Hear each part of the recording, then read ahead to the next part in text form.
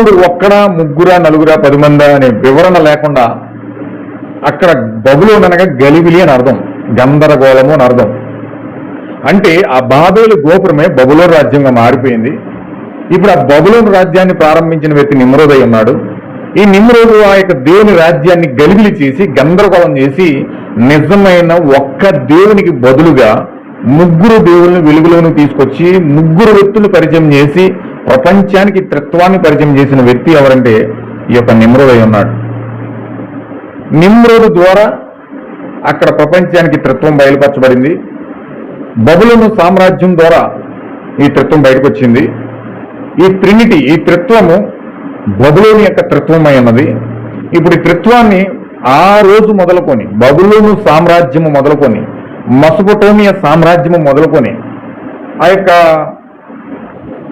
కాలాల గుండా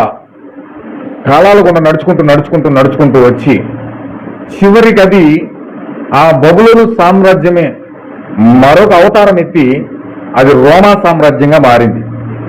ఆ బబులోను సామ్రాజ్యమే మరొక అవతారంలో రోమా సామ్రాజ్యంగా మారి, ఆ రోమా సామ్రాజ్యం కాన్స్టంటైన్ రాజు ద్వారా అది క్రైస్తవ సామ్రాజ్యంగా మారి, ఇప్పుడు ఆ క్రైస్తవ సామ్రాజ్యమే రోమ్ నుంచి ప్రపంచాన్ని పరిపాలిస్తూ ఈ యొక్క బబులోను త్రిత్వాన్ని ప్రపంచానికి పూర్తిగా నేర్చుకోవడానికి, ఈ బబులోను సామ్రాజ్యం యొక్క త్రిత్వాన్ని రోమన్ సామ్రాజ్యం ద్వారా, పోపుల రాజ్యము ద్వారా ప్రపంచానికి ఈ త్రిత్వాన్ని పంపిణీ చేశారు.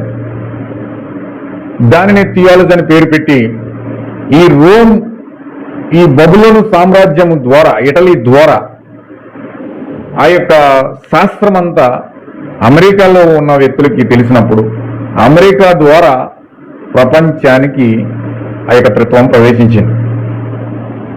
ఈరోజు అమెరికా ప్రతి దేశంలో కూడా సంస్థలు పెట్టింది, సంఘ శాఖలు ఏర్పాటు చేసింది, అనేక మందికి డబ్బులు పంపించి, బట్టలు పంపించి, విద్యాలయాలు ఏర్పాటు చేసి, అనేకమైన వసతులు ఏర్పాటు చేసి, పేదవారికి భోజనాలు పెట్టి, హాస్పిటల్ కట్టి, సేవ అనే ఒక దృక్పథమును ముందు పెట్టి వెనుక వారు ప్రజలకు థియాలజీని ఎక్కించడం జరిగింది. దెయ్యము చాలా కుయ్యెత్తుగా సేవ అనే ఒక భారాన్ని పెట్టి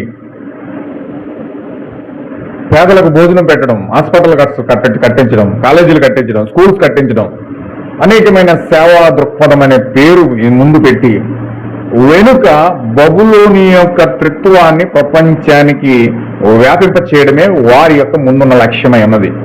ఆ విధముగా వారు సక్సెస్ఫుల్ అయ్యి ప్రపంచమంతటికి